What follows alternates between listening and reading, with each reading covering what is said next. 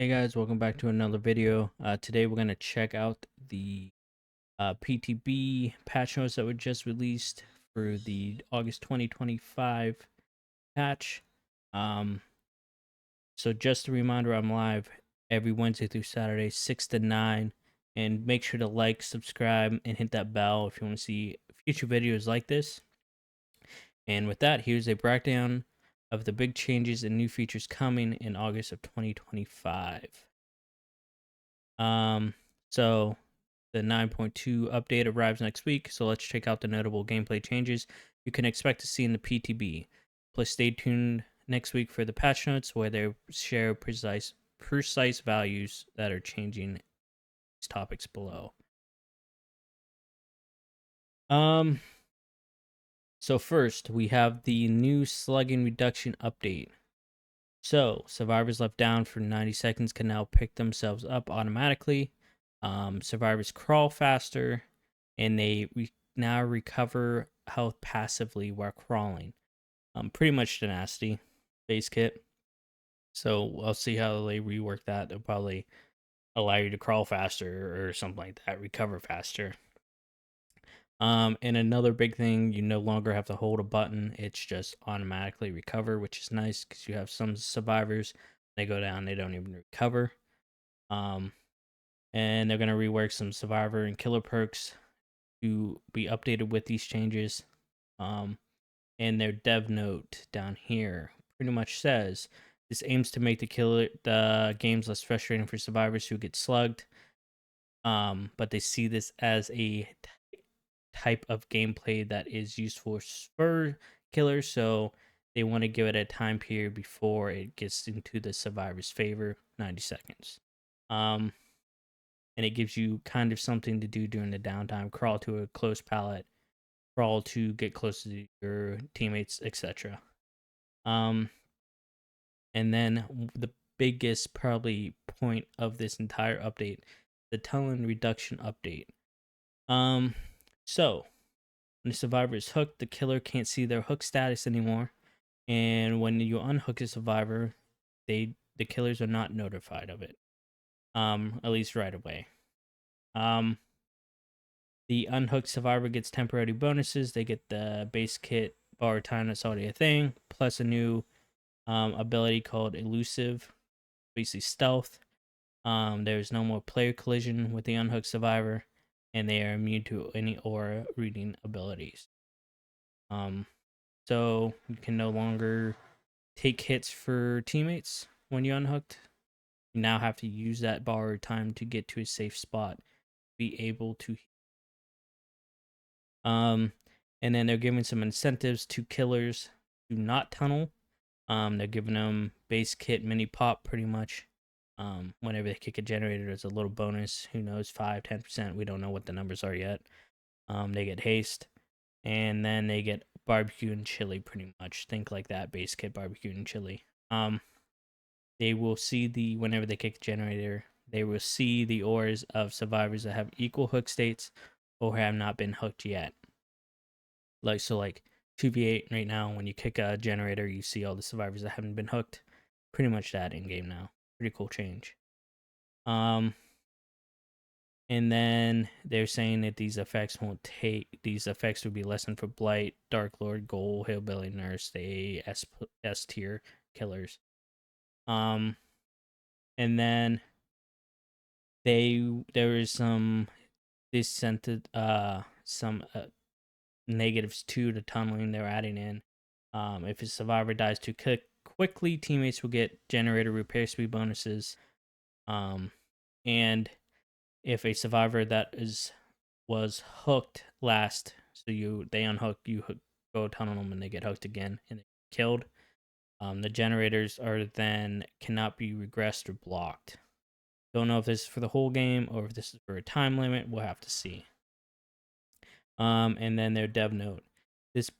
This discourages killers from tunneling one player, makes the game fair for all survivors, while still rewarding the killer who spreads out the hooks. And then we get a little bit about what the elusive status effect they're adding into the game is. It silences your grunts of pain, suppresses the survivor's auras, pull of blood, and scratch marks. This is pretty much base kit off the record or something like that. And then we got some lore updates. I'm not going to go into that. If you guys are interested, you can find it somewhere else or go and look at it yourself. And then we got a Michael Myers or the Shape rework. So they are replacing Evil Within. Instead of the classic 3-tiered Evil Within that Myers used to have, he now has 2 switchable modes. He has Stalker mode and Pursuer mode. In Stalker mode, he moves slower. Think of this like Tier 1, how Michael was in Tier 1. Slower, undetectable, and he lets you stalk the survivors to fill up your power meter. And then you have Pursuer mode, kind of like Tier 2, kind of.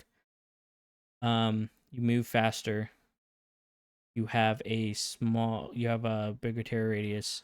You have increased speed.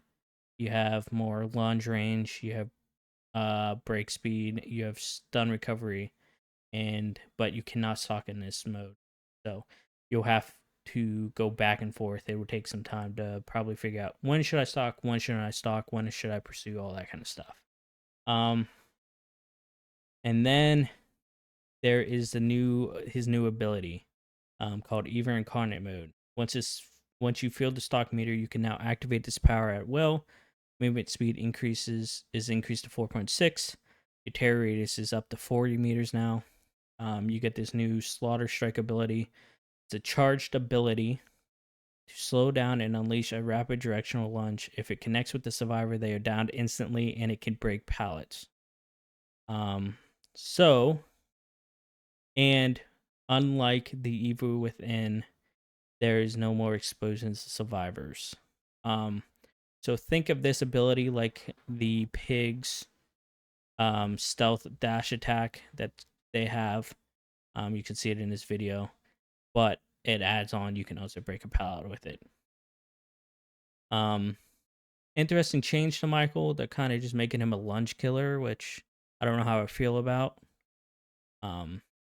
But it could be an interesting change. We'll just have to see. And then they also added a base kit Mori, so whenever survivors on a dying hook or in a dying state, the next time you go to kill them, you can actually grab them and just play them. Stalking, they're changing how stalking works a little bit as well. It is now capped at 32 meters. The distance modifier has been removed. There is no longer a limit by stock pull per survivor. You can just stalk whoever you want as long as you want at any range, well, up to 32 meters. You move a little faster when stalking, but stalking speed power gained is reduced while moving. And then they're overhauling Michael's add-ons, which we figured with the entire rework. So with this kit, Mario can now adapt better to pretty much any situation. You can use stealth to sneak or stalk. You can switch to aggressive mode if you want to apply pressure and then chase is faster, or you can use the Slaughter Strike to surprise survivors, break pallets, and tilt the odds. Do your favor in tight loops. There are notes. These changes make Myers much more than a one-note killer. Now you'll have to think on your feet and use both stealth and chase pressure. Wherever you enjoy jump scares or tactical play, this rework offers more opportunities to outwit the survivor. And then they're doing some reworks to the clown, unknown, and stuff like that. They're pretty much, let's see, they are making it longer to activate Afterpiece Antidote, and then slow down lasts longer when survivors go through the tonic slowdown. The unknown, they are buffing his UVX projectiles and improving the visibility and camera movement. Some add-on benefits move to base kit, and others are rebalanced. And then for the Dark Lord, vampire form, more hellfire uses, but with more slowdown, wolf form, longer charges, and sentinel orb times. Bat form easier to control in tight spaces, and they're adjusting some add-ons. for the goal. They are speed up for survivors grab during the vaults. They release right away instead of waiting for the killer to finish the vault. They knew this is a common pain point, so they're trying to rework it. And then the last one they are doing is the Oni. And when hooking a survivor now, you get more blood whenever you hook a survivor to faster power up to help offset the slugging that sometimes comes with Onis. And they're reworking some perks. But yeah, the 9.2 update brings massive quality of life improvements for survivors and strategic tools for killers. Whether you play both sides or stick to your favorite, these changes promise fresher and more balanced trials. We can jump into this, I believe, next week to test it out and see how we feel about it. I don't think everything's gonna make it to the full release of the game. I think they're probably gonna rework some of the slugging parts. I don't think in my personal opinion, you shouldn't have to be able to crawl right away.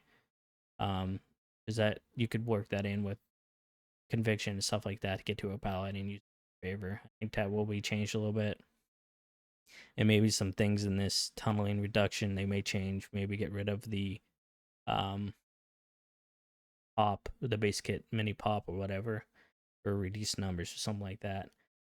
But yeah, in the comments, let me know what you guys think of the changes. Are you excited? Are you concerned? And don't forget to hit that subscribe to stay for the latest Dead by Daylight news and updates and gameplay. And I'll see you guys in the next one.